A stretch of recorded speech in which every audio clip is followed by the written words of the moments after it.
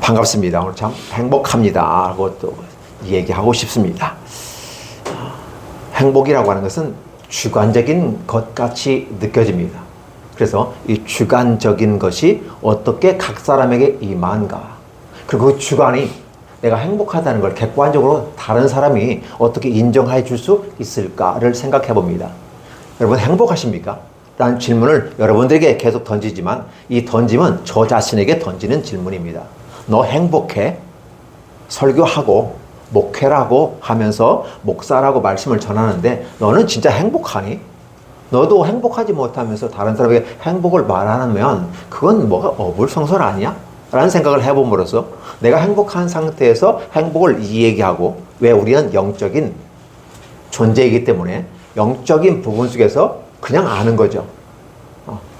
제가 인상이 별로 이렇게 웃지 않으면 화가 난 것처럼 느껴져서 전파되어지는 것이 상대방이 느껴지는 부분이 저 사람 화가 났는가 봐. 그래서 저는 항상 인위적으로 막 웃으려고 입꼬리를 올리려고 노력을 해봅니다. 그렇지 않으면 제가 굉장히 좀 어렵게 느껴질 때가 많이 있어요. 그래서 근데 어떤 분은 그냥 설교를 하는데 웃으면서 설교를 하고 있어요. 근데 오디션을 딱 보니까 그 마스터들이 설명을 하는데 노래를 하는데 힘겹고 어려운 과정 속에서 얼굴에 웃음을 잃지 않고 하니까 보는 사람이나 듣는 사람이나 같이 행복을 느끼고, 듣는 사람이 부담을 주지 않은 상태에서 들으니까 너무 좋다, 이런 평가를 해주는 걸 보면서 설교도 웃으면서 하면 좋은데 저는 천상에게 웃는 성이 아니어서 좀 상당히 어렵습니다. 그럼에도 불구하고 스마일 운동하고 있습니다. 그래서 항상 웃으려고 하는데 이게 쉽지는 않아요. 인위적으로 의도적으로밖에 웃으려고 하는데 그럼에도 불구하고 여전히 우리는 행복하다. 그리고 이런 내 주관적으로 느껴지는 것이 단지 얼굴의 인상이 조금 이렇게 굳어진 상태이고 약간 처진 상태에서 상대방의 행복을 못 느끼게 한다면 이것도 한번 노력을 한번 하는 데까지는 해보자. 나의 부족한 것은 노력을 해보고, 이 부족한 게 한계가 있어서 못한다면 다른 사람의 도움을 받는 것도 괜찮겠다는 생각을 해봅니다. 그래서 우리의 부족을 채우고 한계를 마무리하면서 내가 능력이 없으니까 다른 사람으로 말하면 함께하는 것도 굉장히 좋은 것 같습니다. 그래서 우리 자신의 행복한 모습을 좀 증진시켜 갔으면 좋겠다.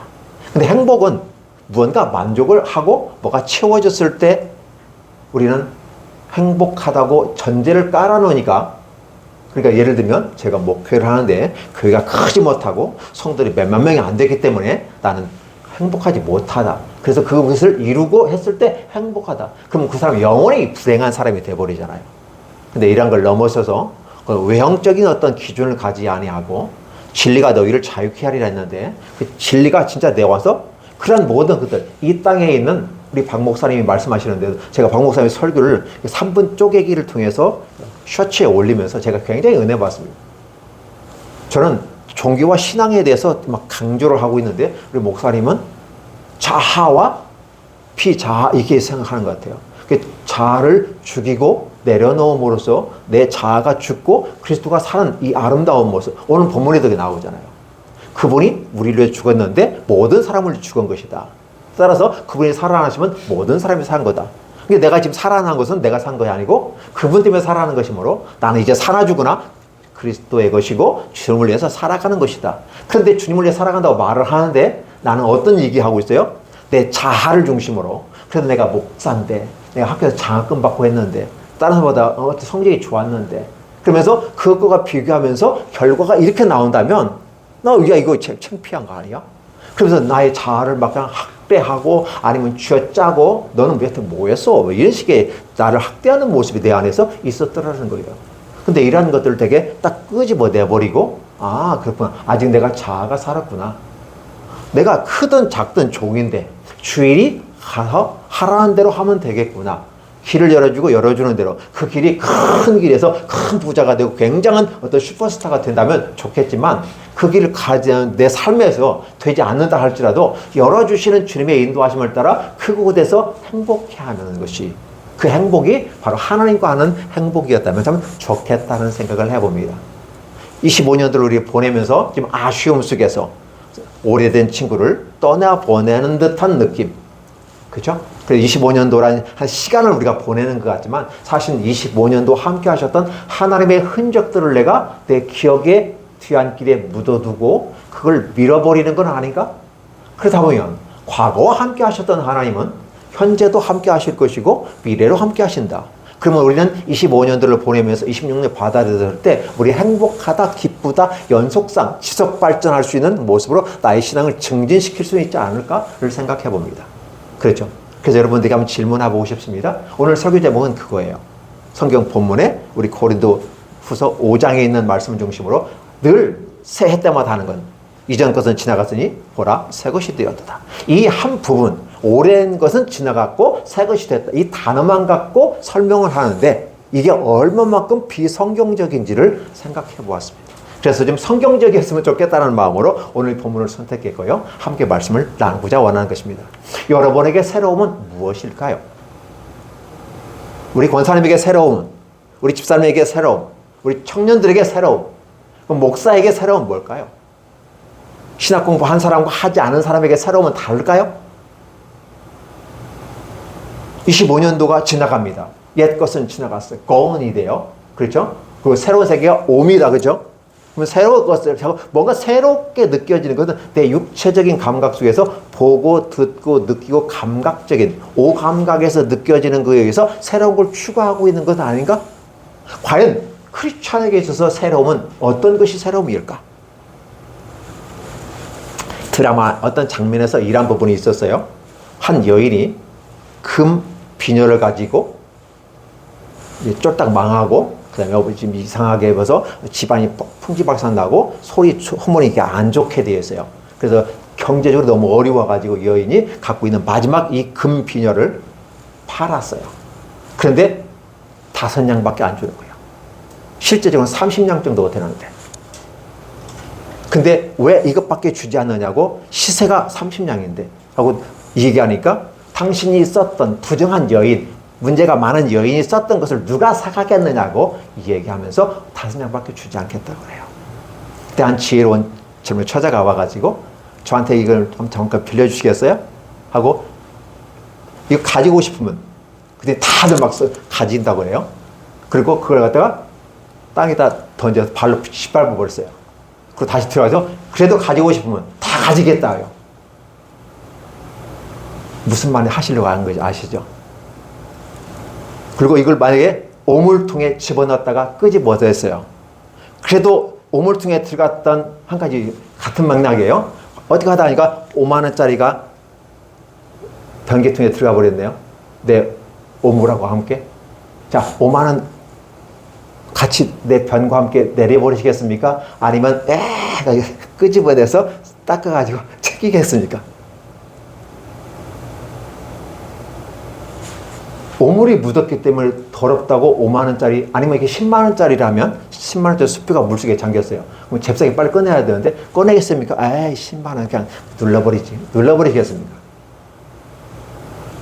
오늘 저와 여러분들에게 새로움이라는 건 무엇일까 했을 때 그 새로움은 바로 인식에서 오는 새로움이라는 사실을 기억을 하셨으면 좋겠다 생각됩니다. 금은 발로 밟든 오물 속에 들어가든 부정한 여인이 쓰든 그것을 총량의 법칙에서 변질되지 않는다는 사실이죠. 왜냐? 그 자체가 금이기 때문에 본질적으로 그건 소중한 거다라고 얘기하면서 결국은 그 젊은 처자가 30냥을 받아내서 주는 경우를 봤거든요. 이런 부분들을 한번 생각해 보시면 좋겠어요. 오늘 새해를 맞이해서 우리가 새롭게 되어지고 뭔가 새롭게 새로운 힘과 에너지를 그 타오르는 그 불끈불끈 솟는 그 태양의 그 기운을 받아서 20년을 살아보겠다고 말하지만 그 새로움이 새로움일까? 전혀 새로움이 아니었어요. 어제 떴던 거예요. 단지 숫자상에서 32일 다음에 26년 1월이란 그 숫자, 인간이 만들어놓은 그 달력의 차이 속에서 새로움일 뿐이지 실제적으로는 새로움은 하나도 없다는 사실이죠. 그럼 진짜 새로움은 뭘까? 26년에 떠오르는 태양을 보고서 에너지를 받겠다고 다들 막 쫓아가고 이 추운데 이 따뜻한 예배당에 와서 함께 송구영신 예배 드리는 데는 안 오고 거기는 간단 말이에요. 마지막 제 타종 소리 한번 잡고 치는 사람도 많이 없어요. 그냥 그 소리 한번 듣겠다고 그것에 서에서 발발발 떨고 있는 그런 모습들을 바라보는 거죠. 자신의 선택이니까 누가 뭐라고 하겠어요. 근데 중요한 것은 오늘 저와 여러분들이 새로움이라는 단어를 한번 재인식을 해보는 것은 어떨까? 그렇죠? 그래서 우리는 뭔가 새롭고 새로운 에너지를 얻고 뭔가를 얻어서 내가 새롭게 변화되고 멋있는 새로운 시대에 새 옷을 입고 새 푸대를 가지고 가는 것이 좋지 않을까라는 일반적 설교들도 많지만, 그러나 그걸 떠나서 본질적으로 나는 원래부터 새로운 존재였다. 지금 내 삶의 현재의 모습이 남들과 비교해 보았을 때 경제적으로, 그렇죠? 사회적으로 어떤 자격이나 능력에서 또 내가 가진 것에 의해서 남과 비교해 봤을 때 그들과는 어깨를 같이 할 수 없지만 여전히 나는 하나님 앞에서 금비녀와 같은 귀중한 존재였다는 사실이에요. 이 금비녀는 쓰는 사람에 따라 달라지겠지만, 그렇죠? 영부인에게 쓸 수도 있는 부분이고, 대통령, 그렇죠? 네, 쓸 수 있는 거. 그럼 또 연영집에 아낙네도 쓸 수 있는 거거든요. 문제는 뭐냐면 이 금을 썼을 때는 다 자부심이 생겼다라는 거예요. 근데 만약에 그 여인이 죄인이 써던 것이라고 해서 가치는 떨어지지 않는다는 거예요. 단지 그 여인이 썼던 거였기 때문에 부정탄답 이런 식의 비아냥거리면서 후려쳐가지고 싸게 물건을 가지려는 상술적인 차원에서, 그런 차원에서 말하지만 실제적으로는 누가 썼던 간에 그 금비녀는 여전히 금비녀로 가치를 발휘하더라는 사실이죠. 그렇죠? 여러분들은 이제 하나님의 아들과 딸들이 되었다는 사실이죠. 이것이 얼마만큼 소중하고 아름다운 건지. 근데 우리는 여전히 세상적 가치와 기준을 가지고 나는 작으니까, 나는 부족하니까, 나는 덜 배웠으니까, 나는 덜 가졌으니까, 나는 그렇게 저 사람보다 이쁘지 않으니까, 저 사람보다 좀 작으니, 다양한 방식에서 자기 컴플렉스에 의해서 자기의 마음을 옥죄이는 것이 너무 많은 거였어요.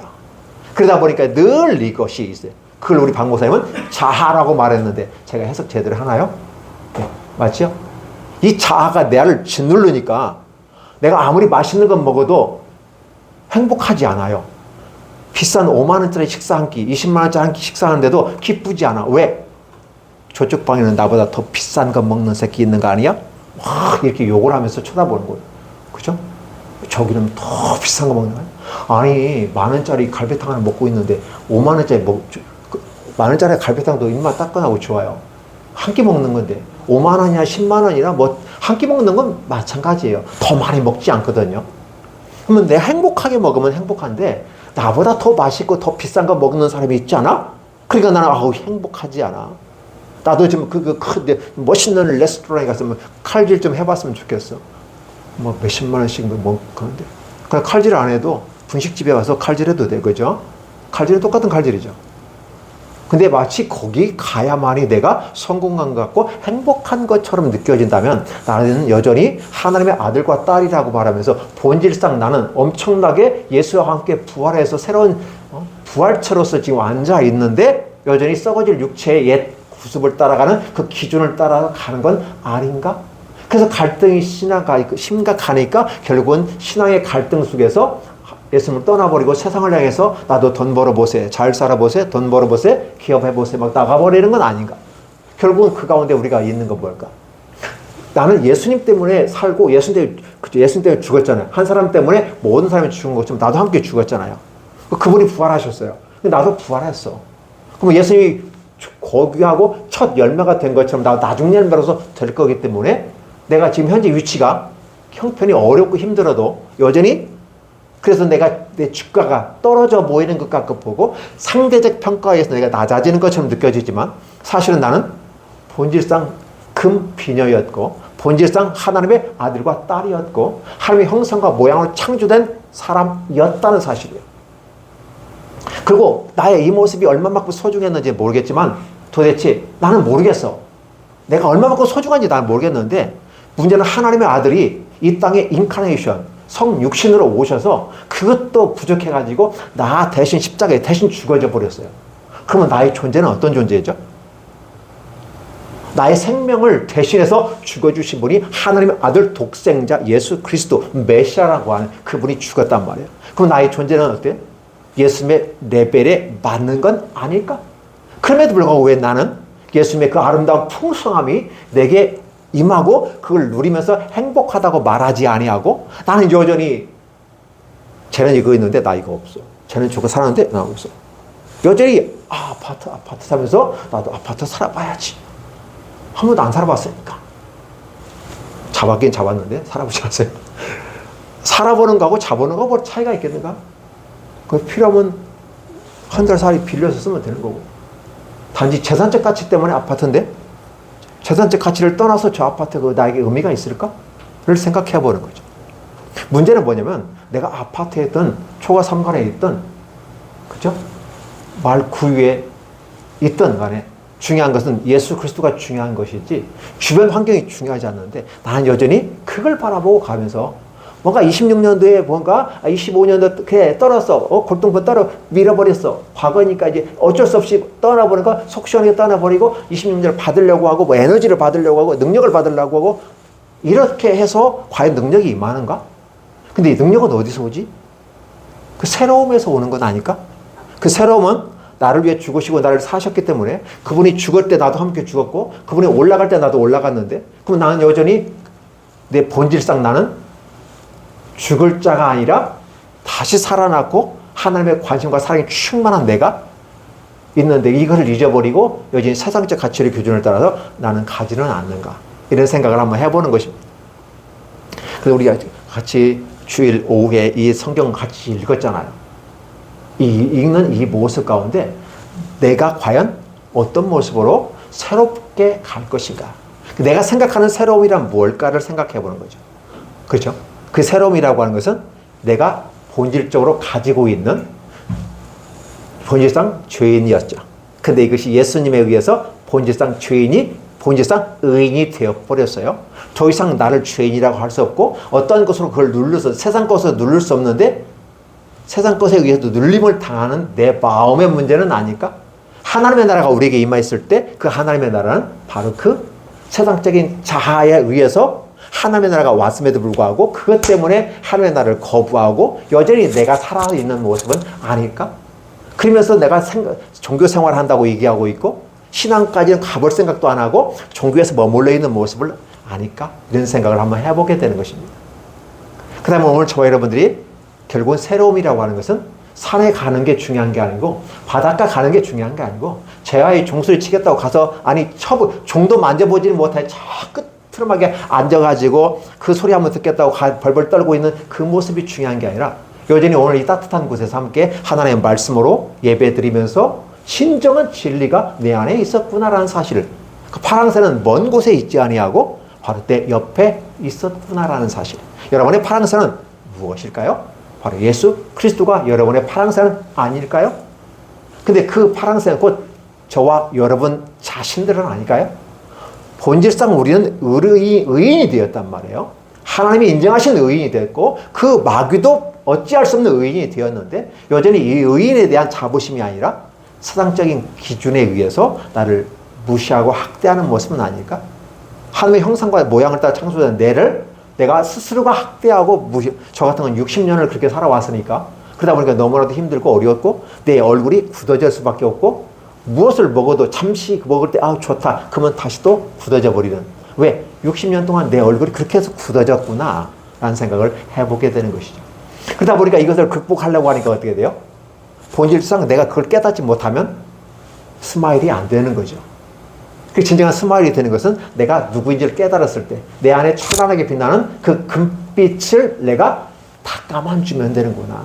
세상적인 거에서 내가 오물이 묻고 그렇죠. 본질상 오물이 묻었잖아요. 그러다 보니 세상 것에 자꾸 오물이 묻어지는 그런 모습. 비교의 오물. 그렇죠. 특히 이 상대적인 오물은 우리를 더 죽이는 것인데 그러한 것들에 의해서 우리가 그렇게 되지는 않았을까를 한번 생각해 보는 것은 어떨까? 그러면서 저와 여러분들이 이제 나아갈 때 그래 나는 이제 본질상 금빛 같은 존재야. 금 같은 믿음이라고 말했을 때 바로 나는 여전히 내가 가진 믿음은 금같이 느껴지고 주께서 그 찬란하게 빛나는 황금의 아름다운 빛과 반짝하는 찰랄라하는 그 모습이 내게 있었구나라는 그러면서 오늘 저와 여러분들이 끝까지 가야서 이루어야 될 게 있는데 무엇일까? 바로 그건 주님께서 하나님과 인간을 화목하게 하기 위해서 희생제물로 죽으신 것처럼 사도 바울과 그 일가들이 함께 동역자들이 말하기를 뭐냐면 내가 그리스도의 사신이 되어서 너희에게 사랑을 전파하는 것처럼 이제는 내가 했던 일들을 너희가 그 귀한 것을 담은 자라면, 그 보석을 찾은 자라면, 내가 그걸 찾았기 때문에 내 목숨을 던져놓고 너희들에게 얘기했어. 그러면 이제는 너희들이 내 일을 해야 하지 않을까? 그것은 어떤 원리가? 하나님 앞에서 예수님이 그렇게 와서 이 땅에 오셔서 다 싸그리 내놓고 갔어. 십자가까지 다 해서 죽기까지 내놓고 갔어. 그게 뭐야? 사랑이야. 근데 그 사랑을 내가 알았어. 사도 바울 내가 알았어. 그래서 너희들에게 전해주는 거야. 그래서 자랑하지는 않아. 너희들이 우리 잘 되는 것을 나는 자랑하고 있고 너희들이 나의 자랑이야 라고 사도 바울이 얘기했죠. 그 26년들은 우리에게 이 얘기하는 겁니다. 26년들은 이제 너희들이 한번 그 사랑을 한번 알았다면, 인지하고 깨달았다면 바로 그걸 너희들이 한번 전하는 건 어떨까? 라고 주는 26년도는 아닐까? 라는 생각을 해보는 것이죠. 그래서 궁극적으로 그 일을 대신하는데 그것이 뭐냐? 화해, 레콘실리에이션이죠. 그 화해라고 하는 부분이 바로 저와 여러분들에게 역사적 사명으로 26년도 준 건 아닐까? 같이 살면서 가장 왼수가 어디 있는가 했더니 집안에 왼수가 있다는 말이 성경에 있잖아요. 그렇죠? 아, 그 맞는 말이 같아요.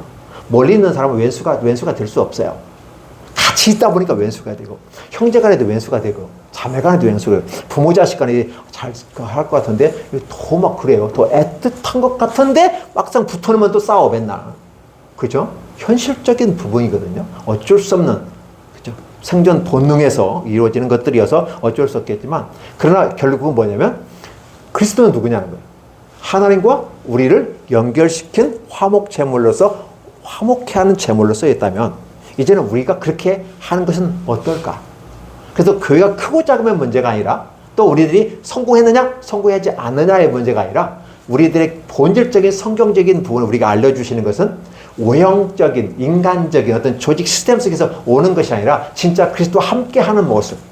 그리스도가 살아나셨으니까 나도 살아났고, 그분이 존귀하니까 나도 존귀한 존재이고, 비록 내 삶의 환경은 여러 가지 환경 속에서 내가 낮아지고 오물에 묻혀서 빛을 발하지 못하지만 사실은 나는 원래 멋있는 사람이야.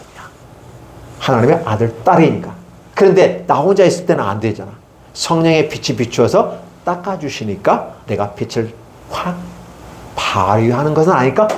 그럼 나는 결국은 성령의 오물 닦아주는 그 시스템의 어떤 역사 속에서 내 본래 가진 빛을 발해야 되는데, 그 자기 재능, 자기 하나님께 나를 보내신 그 은사를 주신 것들을 개발해 가면서 내 인생을 풍성하게 누리며 행복하게 살아가되 여전히 하나님과 우리의 이웃들을 연결시켜가는 그런 모습이 화해의 모습은 아닐까? 오늘 이 고린도후서의 내용은 바로 그러한 모습 속에서 이미라도 예수님이라고 하는 기준점이 있어요. 우리는 25년도와 26년도의 기준점을 가지고 그림에도 보면 25년도 이 철과 26년도 속에서, 그렇죠? 해는 떠오르고 있고 펄쩍 뛰려고 하는 그림들이 있어요. 그렇죠? 우리 쇼츠라든지 사진에 인사글 많이 날리잖아요. 거기다가 뭐 인사말 쓰시고 하시는데 그 기준이 있어요. 그 기준이 누굴까? 예수 그리스도예요. 그래서 예수님이 오시기 전과 예수님 오신 후에 그걸 역사라고 말하고 있고, 우리는 지금 예수님 오신 이후에 AD로부터 기준 잡고 나아가는 거잖아요. 결국은 그 역사의 기준은 뭐야? 예수 그리스도예요. 근데 우리의 25년도를 지나고 26년을 가지만 여전히 진정한 새로움은 바로 그 기준점이신 예수 그리스도로부터 출발을 해야 하지 않을까? 근데 나는 그곳 예수로부터 출발하지 않고 도대체 뭘 바라지? 기도 제목 10가지를 말했는데 과연 그 기도 제목 10가지가 나의 야망과 욕심과 내 자아를 충족시키고 내가 막 기뻐하고 즐거워 그 내 육신의 즐거움과 어떤 그 남의 자랑, 이생의 자랑, 안목의 정욕 이런 것들을 위해서 나아가는 내 모습은 아닐까? 근데 만약에 이미 예수께서 죽으시면 내 자아도 죽어야 했는데 나는 안 죽고 있고 예수님만 죽어버린 거야. 예수님만 죽었고 나만 살아났으니까 그러니까 여전히 살아있는 내가 힘든 거야. 근데 함께 죽어버리면 예수처럼 죽어버린 상태에서 나간다면 나는 힘들지 않을 수도 있겠구나 라는 생각을 한번 해보는 것이죠. 그렇죠. 우리 오늘 본문은 그것을 얘기해 주시는 것 같아요. 그래서 새로움이란 새해를 맞이해서 기독인이 크리스천이 맞이하는 새로움에 대한 질문을 스스로에게 해봄으로써 진정한 새로움은 어떻게 돼요? 없다라는 것이에요. 해 아래 새 것이 없다고 그랬어요. 왜 새 알에 새 것이 없을까요? 새 해는 오는데 새 것이 없는데 보전부터 지나가서 이 보라 새 것이 되었다라고 하는데 도대체 언어의 장난인가? 언어의 유의인가? 이거예요. 진정한 새로움은 바로 예수 그리스도가 새로움이구나 하는 사실을 우리가 아는 거죠. 숨겨진 보화를 캐내어는 그런 자들이 바로 기독인들은 아닐까. 그 진정한 보화를 찾았을 때 행복과 기쁨이 가득하고 숨겨진 보화를 찾았을 때 아싸! 그죠? 제가 옛날에 시골에서 땅을 파다가 옛날 그 사기 같은 걸 좀 찾았어요. 3개를 찾았었는데 결국 팔아먹었어요. 나도 모르게 봤는데 아싸! 왜? 온전한 고기였어요. 그냥. 근데 그걸 또 알고 누워서 사가더라고요. 이게 아싸한 게 있어요. 성경에서도 남의 밭을 갈구다가 보화를 찾은 다음에 숨겨놓고 가서 그 땅을 사버려가지고 지금 자기 원래 소유로 삼는 지혜로운 사람을 설명해주고 있는 것처럼 오늘 26년도를 시작하면 새로움을 향해서 나아가는 이 시점에서 오늘 저와 여러분은 보화를 찾은 건 아닐까? 26년도가 하나님이 주신 선물인데 이 선물이 과연 우리에게 보화로 다가오는 순간이 될까? 26년 돌아가는 이게 새로운 세계가 시간에 하나님이 축복을 주시잖아요. 장소적인 축복은 이 지구, 대한민국이란 지구와 대한민국의 땅들의 우리 축복이지만 시간적인 차원에서 26년이라는 걸 주어졌지만 이것이 과연 우리에게 보화로 보석으로 다가올까? 마치 그를 찾아낸 그 사람이 그 땅을 사서 소유권을 가진 다음에 내 땅 소유권을 가진 그곳에서 찾아낸 보화가 진정 내 거다. 남의 땅에 있는 보화는 결국 내 것이 아니기 때문에 주인이 깨닫는 순간 다 빼앗겨버려. 법적인 부분 속에서 다 빼앗겨버릴 수밖에 없다. 근데 우리는 과연 예수 그리스도라는 보화를 찾았는데 이걸 기뻐하지 못하고 즐거워하지 못하고 여전히 내가 느껴지는 삶의 환경 속에서 힘들어하고 자꾸 뭔가 새롭게 하고 50평 있으면 70평 그죠? 그게 좀 더 막 커져야만이 행복하다고 하는데 막상 가면 행복하지 않더라고요. 조그마한 방에 살다가요. 방 하나까지 살다가 2개로 가니까 너무 좋아요. 아니, 너무 좋았는데 딱 일주일 가요. 제가 경험했어요. 그리고 문도 이게 나무 문이 아니었고 이렇게 미닫이 문에 살다가 저런 작게 이쁜 문에 딱 집에서 한번 사니까요. 너무 좋아가지고 저는 일주일을 잠 못 잤어요. 너무 좋은 거예요. 서울에 와가지고 맨손 갖고 왔을 때 이게 전세만 살아도 얼마나 좋은지 모르겠어요. 근데 아파트 샀으면 얼마나 좋을까? 그렇죠? 근데 그 아파트 사도 그런 딱 한 달 사니까 똑같아요. 아, 새로운 것은 없구나. 단지 내가 처음 봤을 때만 새로운 거구나. 근데 여전히 내가 처음 봤을 때뿐만 아니라 지금 지속 발전하며 내 믿음을 키워갈 수 있는 예수 그리스도가 나의 진정한 새 것이고 새로움이고 설레임이다 라는 생각을 한번 해보는 것이 어떨까 제안해보는 것입니다. 그렇죠? 단지 세상에서 찾는 그것을 찾아서 나가는 새로움이 아닌 예수 그리스도 안으로 돌아가는 그 진정한 새로움이 아름다운 새로움일 거다. 그래서 26년도는 진짜 내게 주신 하나님의 보화구나. 이걸 어떻게 제가 닦아서 오물을 닦고 세상적인 것을 닦아내는 작업을 할 것인가. 집을 열심히 청소하는 거 좋은데 그런 믿음의 어떤 오물들, 세상의 찌꺼기들을 닦아내는 그런 훈련들이 26년도가 되어야지 않을까? 그랬을 때 내 마음의 기쁨과 행복이 넘치게 될 거고 내 이런 모습을 바라보면서 주님은 바로 내 옆에서 함께 동행하고 있고 교집합으로 하나님이 함께 하시는 것이지 개입은 아니구나. 교집합으로 하고 아예 교집합을 넘어서 교집합은 분리집합이 될 수도 있잖아요. 근데 합집합이 돼버려. 부부의 관계 속에도 한 몸이 되는 것처럼 하나가 돼버렸다. 그리스도와 연합이 이루어지는 모습 가운데 저 사람은 진정한 행복으로 들어갈 수가 있겠구나라는 생각을 하게 되는 것이죠. 그래서 26년도 들어가면서 저와 여러분의 삶에 하나님이 주신 참으로 숨겨진 보화. 이미 여러분들은 숨겨진 보화였어요. 그래서 이제 여러분 26년도를 맞이하면서 여러분들이 아름다운 자신들이 보화로 드러났으면 좋겠고 값비싼 그리고 휘황찬란한 자신의 능력과 재능들을 발휘하고 개발하면서 자기를 확 꽃피워버리는 그런 모습이 되기를 예수님의 이름으로 축원합니다. 기도합니다. 하나님 감사합니다. 고맙습니다. 은혜와 권능으로 말미암아 26년도는 우리에게 들어와 있습니다.